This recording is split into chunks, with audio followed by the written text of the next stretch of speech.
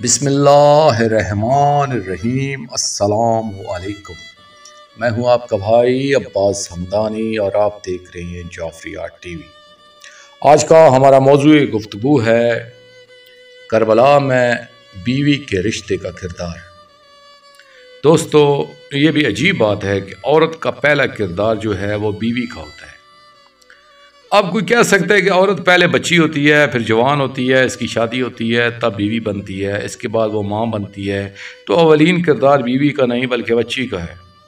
اس کا جواب یہ ہے کہ اس دنیا میں جو عورت سب سے پہلے آئی تھی وہ جناب حوا سلام اللہ علیہا تھیں، اور انہیں جو سب سے پہلے کردار ملا وہ نہ بچی کا ملا، نہ بہن کا ملا، نہ ماں کا ملا، بلکہ سب سے پہلا کردار انہیں بیوی کا ملا۔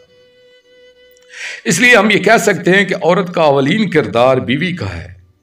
ہاں، اگر ہم مراتب اولیہ کو دیکھیں تو سب سے پہلے کردار ماں کا ہوتا ہے، کیونکہ اسی سے ایک پیڑھی یا نسل آگے بڑھتی ہے، اور تیسرا کردار بیٹی کا اور چوتھا کردار بہن کا ہوتا ہے۔ اس لیے ہم گفتگو کا آغاز بیویوں کے کردار سے کرتے ہیں۔ دوستو، جب ہم بیویوں کی بنیادی حالتیں دیکھتے ہیں تو پتہ چلتا ہے کہ وہ 4 حالتوں میں ہو سکتی ہیں۔ اس کے بعد ان کے ذاتی حوالے شامل ہو جاتے ہیں، اور ان میں سے بھی بنیادی 4 حالتیں یہ ہیں۔ نمبر 1، مومن کی مومنہ بیوی۔ نمبر 2، غیر مومن کی مومنہ بیوی۔ نمبر 3، مومن کی غیر مومنہ بیوی۔ نمبر 4، غیر مومن کی غیر مومنہ بیوی۔ ان 4 بنیادی حوالوں کے بعد ان کے ذاتی کیفیتی حوالے ہوتے ہیں، جیسے کہ ہم دیکھتے ہیں کہ وہ کل 6 عدد حوالے بنتے ہیں، یعنی جوان بیوی، ضعیف بیوی، نوبہتہ بیوی، بیوہ بیوی، اولاد والی بیوی، لا ولد بیوی۔ اگر ان حوالوں کو آپس میں ضرب دے کر دیکھیں تو اس طرح ثانوی طور پر بیویوں کی 24 قسمیں ہوتی ہیں، مگر جزیات میں ان کی بہت بڑھ جاتی ہے۔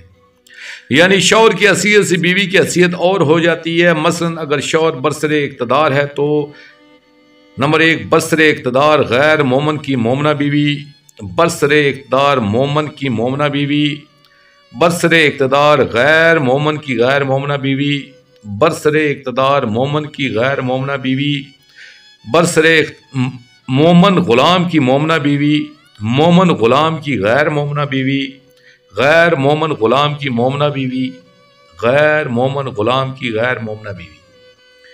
اس طرح بیویوں کی کئی قسمیں ہو سکتی ہیں۔ اس لیے جب ہم کتاب کربلا کا بغور جائزہ لیتے ہیں تو ہمیں اس بات پر حیرت ہوتی ہے کہ بیویوں کی جتنی بھی قسمیں ہو سکتی ہیں، ان سب کو واقعہ کربلا میں بھرپور نمائندگی دے کر مستورات کے لیے شاہراہ نصرت اجاگر کر دی گئی ہے۔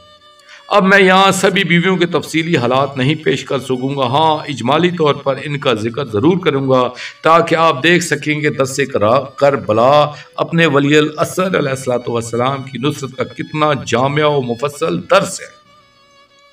باقی واقعات انشاءاللہ اگلی ویڈیو میں پیش کیے جائیں گے، اور آخر میں اپنے پاک شہنشاہ کی بارگاہ میں التجا کریں گے، الجل الجل یا ولی المظلومین یا امان الخائفین یا بلد الامین، اجر اللہ تعالیٰ فرجک وصلوات اللہ علیہ یا ربا محمد و آل محمد صلی اللہ محمد و آل محمد واجل فرج آل محمد صلی اللہ علیہ وآلہ وسلم۔